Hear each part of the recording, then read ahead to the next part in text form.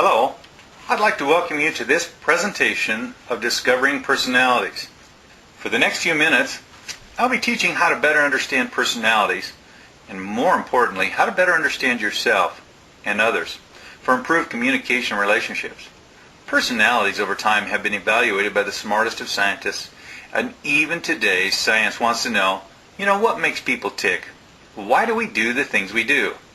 Going back to the earliest of times and up until the present, the desire to predict and understand personalities has greatly increased. Several thousand years ago, a standard model was formed declaring that there are 4 basic personalities. You might recognize them. There is fire, air, earth, and water. And just as it says, fire, hot, driven, wanting to get things done now. Air, breathy, a lot of conversation. Sunshiny. Earth, structured, control, boundaries. Water, deep thinking and emotional. And over these many years, this was the most dominant method to determine what makes people tick. And then came a more accurate method in the early 1900s, personality evaluations. These evaluations simply use questions and answers that place you in one of the same 4 categories. But as you know, that the vast majority of personality evaluations are not much better than astrology, in that you can read almost anyone's personality description and having a feeling that a certain level of you have some part of all of the other personalities in you. Now let's jump to a more modern time. The simple truth is that personality evaluations are measuring if you are right brain or left brain, and if you're an extrovert or an introvert. As you can see, the right brain best understands and focuses on art and music, creativity, intuition, holistic thinking, and humanistic thought. And the left brain is analytic, structure, language, logic, science, and math. But there's a continual challenge keeps coming up in the simple self-evaluations. They only tell you basic descriptions of each personality, and not truly about you. For example, what if you have 2 dominant types? Or what if you use both left and right brain at the same time? Well, what has been found is that not only is this significant, but because of the ability to use computers to do all of the math necessary, no longer is old school self-evaluations good enough. We can not only test if you're left brain or right brain, we can test to see if you use both sides of the brain at the same time, and when you use them. We use colors to describe 6 personalities. As you can see, the red is a left brain extrovert, a doer. The orange uses both sides of the brain as an extrovert and also as a doer. The yellow personality is a right brain extrovert and a doer. The blue is a right brain introvert and a thinker. The teal uses both sides of the brain and is an introvert, a thinker. The green is a left brain introvert and also a thinker.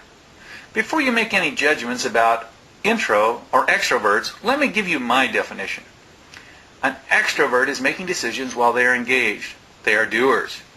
An introvert likes to make decisions before engaging. They are thinkers. This is not to say that one is bashful and the other isn't. It is simply to say that if an introvert has a well thought out plan, which they will do before they start, they can be as aggressive as an extrovert. They simply come at it at different approaches. If you'll notice, approximately 70% of the population are extroverts and 30% are introverts. Possibly a better way to explain this is that in a construction company, the 30% design the building and the 70% build the building. If you'll notice that 75% of the left brain people are male and 75% of the right brain people are female. This might give an understanding of why men and women might have challenges of understanding each other.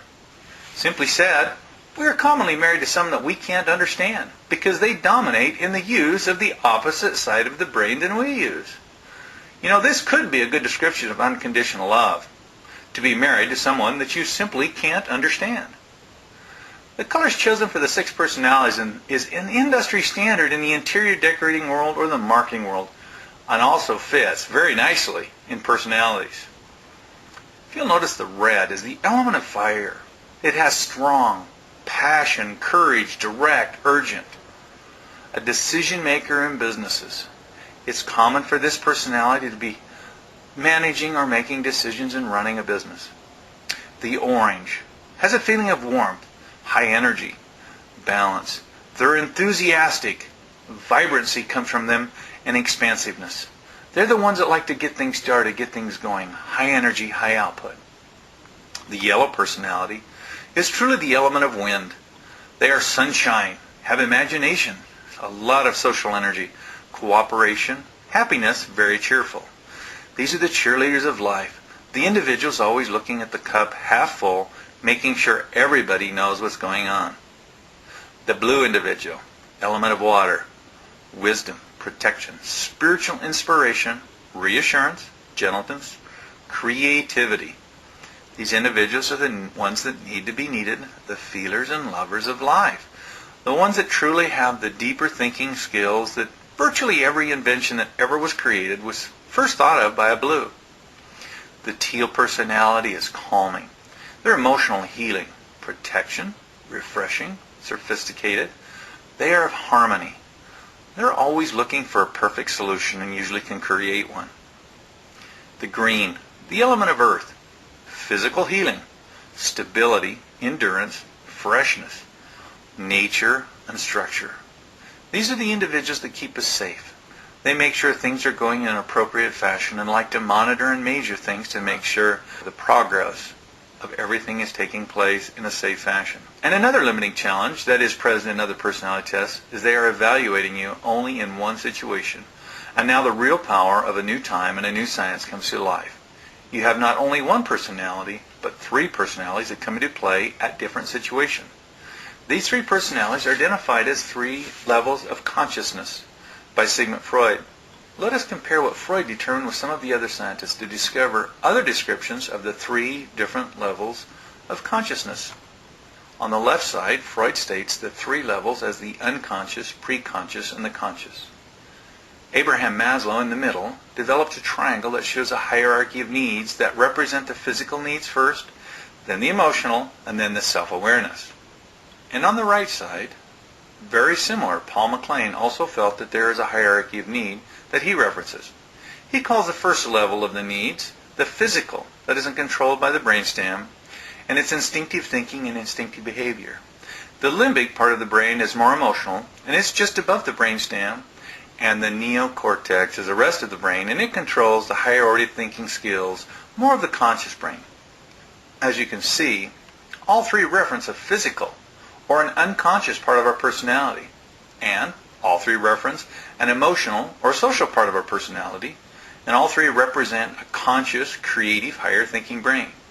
And when we put them all together with the identity profile, you can have a greater appreciation for the accuracy and depth this profile has.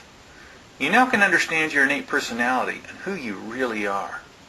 Your social or predator personality, the one that was taught to you by your parents, and your higher thinking brain, or your conscious personality, the one better determines what you do for fun and your preferred type of employment.